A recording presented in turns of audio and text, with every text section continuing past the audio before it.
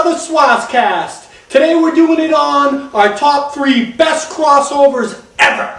I'm John Cimino. I'm Keith Gleason. And with our special guest star, local comedian Josh Poirier. All right. Hey, Josh, you got anything to promote before we start? Well, actually, I just have a blog. It's murderontheoregontrail.blogspot.com. Check that out. On the Oregon Trail. Yeah. And then just so you know, if anybody who doesn't, the Hero Envy 1 and issue number 2 are out now. Go to swassadventures.com, heroenvy.com, go to the store section, pick up a copy each day. Hell, pick up 2. If you want it signed, tell us, we'll sign it. And just so you know, if you ever want to know what our private thoughts are, or just some good articles, or mad, insane articles on the geek culture, go to hero-envy-blogspot.com and check it out. We got a lot of great stuff going on there. Okay, today we're doing it on our top 3 best crossovers. Let's start it with Josh. Oh, really? So right off the bat, your number 3. Number 3 would be, and I'm gonna go with number 1 first, if that's okay, because number 3 is kind of a surprise for me, at least. No, you gotta go. Okay, I'll go with number 3. Look at him trying to change shit around. You're a new kid. You don't push your weight around in here. We tell you how to go. All right.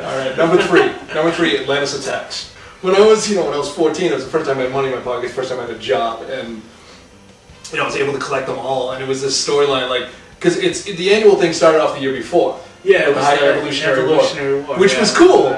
Which was cool. I mean, actually, what was interesting about the Evolutionary War was most of it was drawn by Mark Bagley. A lot of it was drawn by Bagley.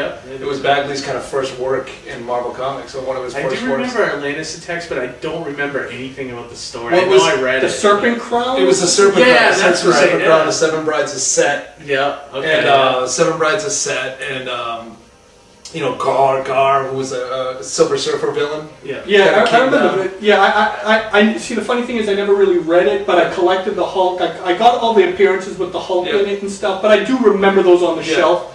I do remember. So, you have a nostalgia for it. I have nostalgia for it because you grew up. Yeah, it was the first thing I ever collected. Yeah, that's awesome. what I mean? And it was one of those things where I was like, wow, I loved it, but looking back and reading it again, I'm like, it's good. It's not great, but it's that nostalgia value. Yeah, you know what I mean? Yeah. That was the year. That was the late '80s. Me and Keith are talking about this. This is when stuff was starting to get bad. And things were kind of getting a little. Well, they making these when it was too much. Yeah, it was starting because they made those huge crossovers, and now the whole industry is run by them. All right, Keith, you're number 3. Best. Number 3. I gotta say. It was hard for me because I don't like many crossovers. I agree, Keith. A lot of them are more modern stuff, except for this one, and all my choices are DC. So number 3, Crisis on Infinite Earths. So I'm gonna go with that. And that one. Back and forth. It's still relevant today with the multiverse. Yeah. It's such a part of the DC history now.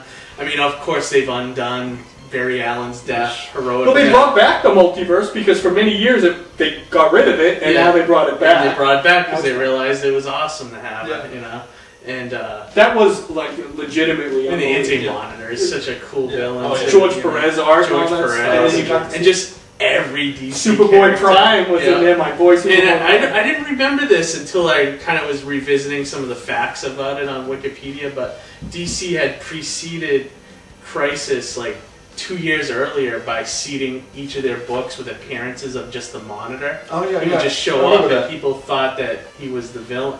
And it turns out, when you got to Crisis, he was actually the good guy trying to fight the Anti-Monitor. Oh yeah. So DC kind of set it up 2 years beforehand, which is kind of interesting, And every issue was so that was the quality, and it was so jam packed. It was there wasn't any worthless issue in there. So many times all you need is one issue. And then the 12th, or whatever, the 4th issue, and that's all you need. Or you just need the first issue. Yeah. But every issue of that was great. And it was all in that series. Yeah, you didn't have to read everything else and get a major part of it. The sad thing is that they did revamp it. They did kind of do some revisionist history and bring Barry Allen back because his death was so heroic. Right. Even Supergirl was the iconic picture. But once again, it held so much relevance in DC Universe. It made something. And it's still part of it today. Yeah. Okay, my number 3, I have to say, because this was just a fun series crossover, and I loved it. It was Final Crisis, Legion of Three Worlds by Jeff Johns, George Perez, when Superboy Prime comes and he goes into the future against the Legion.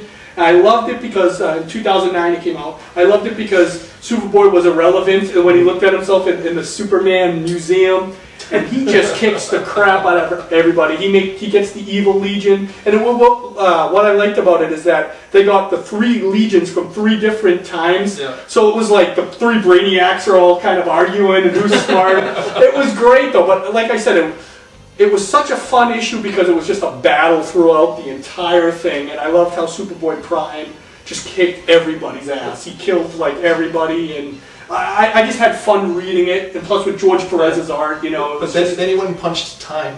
He became the time traveler. Oh, you read that? Yeah. What the hell? I just love Superboy Prime as a character because he's so funny. He's so naive.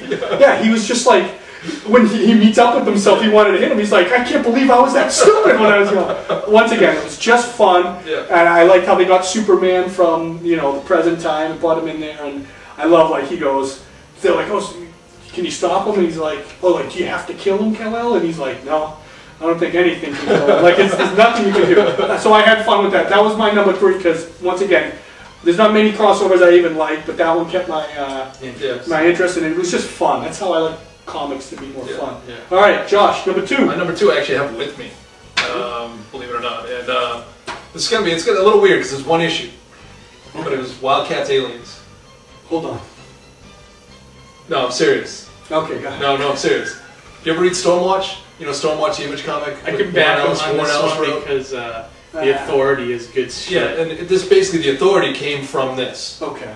Right? Is that what was like the gay guy and the... Yeah, it was like the Authority came Justice League, from this. This was Warren Ellis basically saying, you know what, I got to clean house to make my book, because he wanted to take some of the characters from Stormwatch and make his own book at the Authority. So basically, he used the aliens, the aliens to kill the Stormwatch. He basically killed the entire team off, with the exception of 1 or 2 characters in this book. And it's insane. Like, 2 of the characters from Stormwatch were plasma beings in an energy containment suit. And there's a scene in it where the Wildcats come into it, right? And they're looking at basically there's this haze in the air, and they're like, "Wow, it stinks. What is this?" And he's like, "Well, I see their armor over there. That's Fuji's armor, and that's Hellstrike's armor." He's like, "And they're plasma beings. So this mist in the air, this is them, and we're breathing them in. They're dead." It's just this vicious thing that happens to this team that if you read them, you fell in love with. And the thing about a crossover for me is a lot of times with the crossover, and I'm gonna be a little hypocritical as I go along because you'll see this, but I think for a crossover for me, for it to be a good crossover, it has to have a couple things. It has to treat the characters the right way, right? It has to treat the characters the right way, and it has to have far-reaching consequences. Yeah. Right. If it's a crossover that has no far-reaching consequences, it really doesn't. Right. Yeah. I'll give you that. Like, it has to have some sort of meaning because I think the reason why it's hard to find some good crossovers is because there's so many, and then they're come and gone. Yeah. And like they're just kind of like a sale point. Yeah. Like I don't like those characters. I can't say it, but I understand why you like it, and it made a significant impact, and it started something else. Exactly. All right. There you go. I'll have to do it. All right. Number 2. Number 2 for Keith. Right. Another DC Universe one, kind of recent. Batman No Man's Land. Did you guys read that? Oh yeah, that was when well, first they had the Cataclysm, which was the earthquake that hit Gotham City, but because of that, the government declared Gotham as like everyone has to evacuate. It's a no man's land. They cut them off. I remember they cut it off. Yeah, they cut from the rest of the world. Almost like Escape from New York or something. Yeah. Even like the first Batman Begins. Remember they had to exactly like that. And Batman just had to go in there and carve his start taking back territories. Didn't he tell Superman and all them, stay away? This is my that's totally bad. There was some cool stuff towards the end, like when Lex Luthor came in, tried to rebuild Gotham, so he could own it, and just stuff like that, Well, and also one of my favorite characters of all time didn't have a big impact, but one of the great issues of that was Hitman. Yeah. Hitman had a great issue that dealt with No Man's Land. Yeah. I mean, Hitman was just a great character. Who was Definitely. And here's some of the changes that happened because of No Man's Land. You know, they introduced the new Batgirl. Yeah. I don't think she's. I don't know what happened to her now. I know there's Batwoman, but I don't know if She was the silent one, right? I don't know if she's still around, but that she became like the new Batgirl. The death of Commissioner Gordon's wife. Yeah, Remember, he was going to kill the Joker, and that one's kind of like a big one. And then also, Luthor used the No Man's Land stuff to cinch his presidency in the DC universe. Oh yeah. And it was also this from talking about the animated stuff. It was also the first appearance of Mercy as Luthor's Oh, really? bodyguard in the DC continuity. Oh, like Bruce Dini, you know, like it was. He's got so. So I like that one because I'm a big Paul fan Dini. of Batman, and I thought that was a good. But you know, it didn't have like major changes for the characters. I mean, Batman's back to normal and stuff. But it treated the characters the way they were meant to be treated, though. Exactly, and you couldn't wait for the next issue. Yeah. You're like, oh god, where's this gonna go? You know, and it was great. That's why I like that one. All right, me, number 2, 1996, and I hate the 90s, but I got to admit, come on, by Mark Waid and Alex Ross, Kingdom Come. Oh, Yeah. I got to go because first off, Captain Marvel, Shazam, Yeah. first Superman at the end. I just think when you read those, it was basically like what was going on in the 90s was you couldn't distinguish who was a hero anymore because they would kill just as much as the bad guy, and then they needed the old classic heroes to come back, Superman and all them to come back and restore order. And it just ends up with a huge war and the greatest Superman versus Shazam slugfest in the art. I mean, I don't think there's anything like, it's just a classic superhero story of heroic. And then Captain Marvel kills himself at the end by sacrificing himself, by blowing up the bomb, and Superman almost breaking the whole the UN building, whatever. And you talk about significance. That's like the Dark Knight Returns. It's like they use that as that's going to happen. Oh yeah. And stuff. Ooh, that's high praise. I mean, that's way. No. What I'm talking about is that future of the Dark Knight Returns. They use that in Batman's like this could still happen because it holds so much relevance. Yeah. Same thing with this. Okay. It holds so much relevance that like you got the Kingdom series that came out of it. You still see Become Superman appeared back. Yeah, he showed up. You see that Superman. Batman, I think. Right, but you see that the older Superman from Kingdom Come. He shows up and sometimes he shows up No, as it was Justice Justice Society, JSA. Oh yeah, that's right. Yeah, in a comic though, right? Yeah, Jeff right. Johns. But that's what I'm saying. It's still out there. They still use bits and pieces. Magog is all over the place now too. There you go, and that's what I'm talking about. Its relevancy is still, and I think that's better than Dark Knight Returns because Captain Marvel's in it. There's no. Do you smoke crack? Nope, I smoke Shazam. I was gonna say, man, because honestly. All right, your turn. Go ahead. No, wait a second. You're talking about like the second best comic ever written. Yeah, but you're an 80s guy. You're an 80s guy. All right, fine. I'll go to my number one again. I have some props. Batman Grendel. Ah, that's a good one. Yeah, I remember Best. that. What year was that? This was early 2000s. I remember that. Grendel had a good run in the 90s, right? Grendel had a good run in the 80s and 90s. Yeah, because he came out of that influx of heroes that were like Wolverine. Well, he wasn't a hero. No, but like he's built out of that same mold that Wolverine created. Yeah. No, what I'm talking about, badass. Yeah. Like that. And then but then he developed into his own. Well, here's the thing, though. No, and this is I'm a Grendel. I mean, I can show you the tattoo later. Oh, it's not your Grundle, it's the Grendel. Oh, yes, yeah. I can show you that too if you want it. I have a Grendel tattoo on my Grundle. It's kind of crazy. I bet you it's sharp. It kills it so sharp. No, Grendel is a villain. Grendel started out as a villain. Right. He was a mob boss. He was basically a mob boss, but but the way that Matt Wagner wrote him is he was this like a Bruce Wayne type character. Hunter Rose was a Bruce Wayne type character. He was a millionaire, everything like that. But he was evil to the core. Like he took a little girl in, You know, I mean, there's allusions that he actually had sex with her when she was a little girl. Like, there was an issue of that. Like, there's an issue that Matt Wagner kind of brought up with that. That was a child abuse issue that was weird. But Hunter Rose, as a character, was just, you know, if you take out that whole child abuse thing, because I feel like it's awful. But if you take out that, as a character, he was the Bruce Wayne. He was the epitome of the anti-Bruce Wayne. And there's a great scene, right off the bat, you get this great scene where where you just see these two guys at a millionaire's club. And they're basically, they're sitting next to each other, both reading papers. And the waiter brings over the drinks, and you see both of them pick up the drinks, and they both take a sip, and then they look at each other and say, "Hey, I think you got my red wine.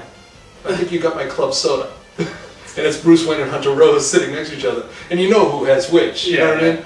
But it's just this great story, and I recommend it highly to anybody who even if you don't like comics, you'll enjoy this. The artwork is insane because it's Matt Wagner doing the artwork, and Matt Wagner is a phenomenal artist as well as a writer.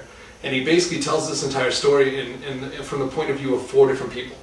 He tells a point of view from Batman, from Grendel, and from these 2 women who were kind of entwined in the whole story. Yeah. That's the first. There were 2 series of Batman Grendel. That was the first one, and the imagery in it, like the visuals in it. I mean, I can't even, like, there's some pages in here that I seriously, I'm like, I look at them, I open them, I'm like, oh. Yeah. You know what I mean? like I gotta get a change of pants. What's great about this too? The Grundle gets sweaty. Yes, exactly.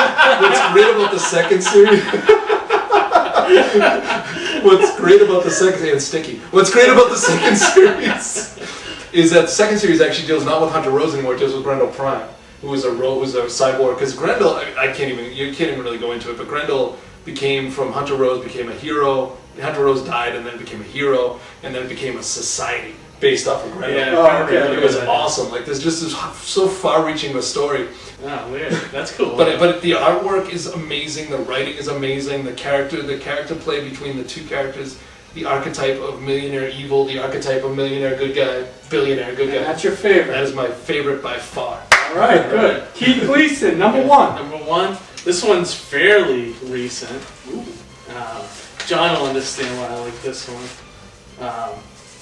I'm going to go with Superman New Krypton. Oh, yeah. Did you read that? No, I didn't. I gotta say, for a whole year, I was so enthralled with this series. I kept buying every issue, and Superman wasn't even in the book. It basically was Brainiac, Superman, the Bottle City of Kandor came to prominence. It finally got released out of the bottle and grew in the North Pole. So there was 100,000 Kryptonians on Earth. Wow.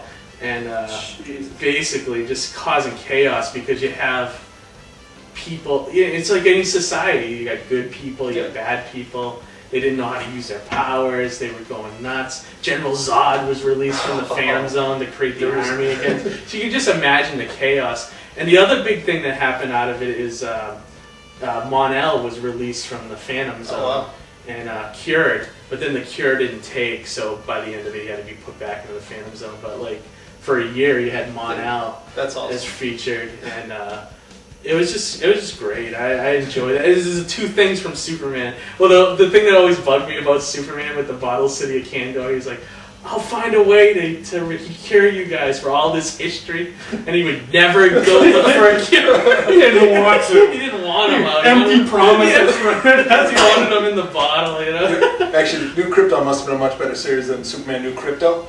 Oh, we just got a new dog. Yeah. He just went down to the pound. New Crypto showed up in that. Did he really? Superman New Crypto.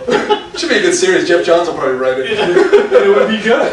But the only thing that everything was put back into place at the end and stuff, but the only thing that carried over was before the story started, Jonathan Kent died. Okay, yeah. And Superman, because all this shit happened to him, he never had time to grieve. So after New Krypton was over, Straczynski had him like walking the earth, like kind of like getting his head right again after all that stuff. Those were great. Some of those so like were great. that's the only like far-reaching effects it had. But I gotta tell you, for that whole year, I was reading it left and right. Keith's number 1. Nice. All right, my number 1 now. Whether this was done intentionally or by accident, it is the very first crossover ever done. It is the very first, but maybe by accident, and it was such a radical thing to do. And 1964, Stan Lee and Jack Kirby, the making of the Avengers. Now, the reason why I'm calling it the making of the Avengers is that's what the story was about, but it never technically had a title, because what happens, it starts in Avengers #1, when the Hulk and the Loki comes in there and he accidentally makes the Avengers. Then it goes into issue #2 where the Hulk quits. Then it goes into issue #3 where the Hulk and the Submariner team up for the first time, and then they go to attack the Avengers. Then it crosses over into Journey into Mystery 112, which Thor has a flashback of him fighting the Hulk from that battle that you don't see in that issue. Then it goes into Avengers #4 when Captain America is resurrected by the Submariner, and they fight the Submariner a little bit, and then he takes off. And then it crosses over into Fantastic Four 25 and 26 when the Hulk is wandering the country, escaping the Avengers, battling. Then he fights the Thing. And then in 26, where he fights, the Avengers come all in together and with the Fantastic Four, and they fight the Hulk. And then it ends off in Avengers #5, where they finally get to the Hulk, and then he hits some bomb, it explodes, he escapes and whatever. But Stan Lee did this at the beginnings of the Marvel Universe to show that all the heroes were cohesive, like they all could appear in other issues. So you got to know. See, the Hulk was canceled already. Hulk 1 through 6 was canceled, so he was still getting mail for the character. So he used the Hulk in this stuff, and then he put him with the Submariner. But yet, he made it all together in this big storyline that crossed over into all these other issues that he probably that it was probably by accident. And it is considered the first crossover, unintentionally, that had extreme... What had more implications than that? Dark Knight Returns? No. No. But I'm not saying the Dark Knight Returns is the crossover. You got the first anti-hero, the beginnings of the Defenders with the Hulk and the Submariner teaming up in that rivalry. You got the Captain America coming, the beginning of the Avengers, the Hulk versus the most famous Hulk versus Thing fight in issue 25, and then all the because they're just chasing the Hulk around the country. And they're just trying to, and it's just unbelievable. So check that out. Once again, Avengers 1, 2, and 3, Journey into Mystery 112, Avengers #4, Fantastic Four 25, 26, and it ends in Avengers #5. Unbelievable. I call it the making of the Avengers, because when that was all over, the Avengers were together. The Hulk was gone, all that stuff, and then they started off on their own adventures. So I consider that the salt of the Marvel Universe Earth. But plus it had so many, I wonder one day that Marvel would make a crossover of just all those together in a binded thing that had all those, because if you read them, they're not supposed to go together like that, but if you read them all, they're all cohesive. I'm sure if anybody from Marvel sees this, they'll immediately do that. Let's do it. Alright, do you have any honorable mentions? Just throw one out there, thing that you may like. And then, why don't you throw it out there? You've been fighting me all day on it. Come on. Well, no, I'm trying to think. Dark Knight Returns! Dark Knight Returns wasn't a crossover, though. It wasn't a crossover. I mean, if Dark Knight Returns is one of the best comics of all time.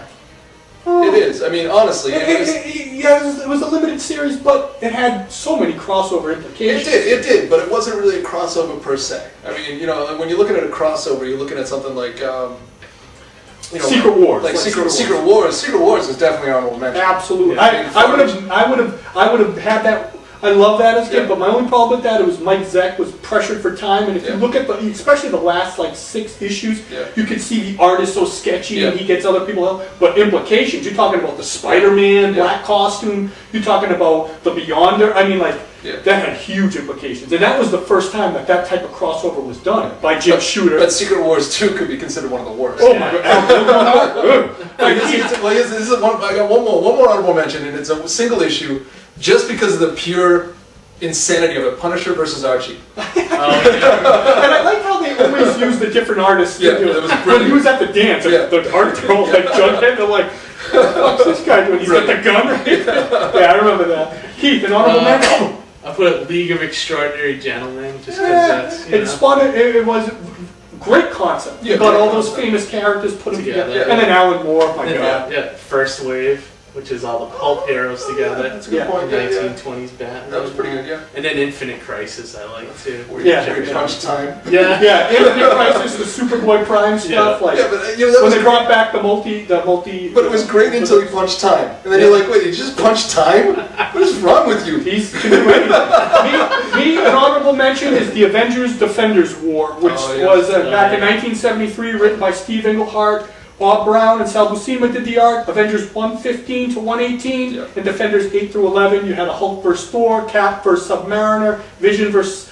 Silver Surfer. What was so great about it? Well, Iron Man vs. Hawkeye. What was so great about it is the Defenders were starting out their series. You know, it was all great, and then they had the Avengers put them together for a titanic thing to find Loki involved. I would give that an honorable mention. The story itself is a little weak. You know, it's campy and stuff, but for the significance of it, that was the first time like two teams were together, and come on. Yeah. Any team that ends with a Hulk vs. Thor fight, any story, number one in my book. So what did you think? What are your best crossovers? Did we have some that you want?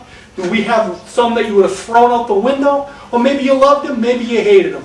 Unfortunately, whether you like it or not, crossovers are a staple in the industry. So tell us your favorites, the ones that you loved, the ones that you hated.